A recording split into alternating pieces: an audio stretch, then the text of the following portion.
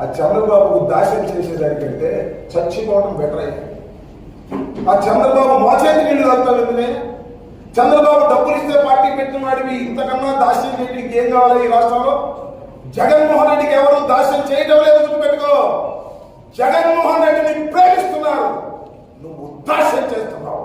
చంద్రబాబు కోసం నువ్వు దాస్యం చేసి పార్టీ పెట్టిన నువ్వు రాజకీయంగా ఎవరికో చెబుతున్నావు చచ్చిపోవడం మీద నువ్వు వేయలేదు మరి.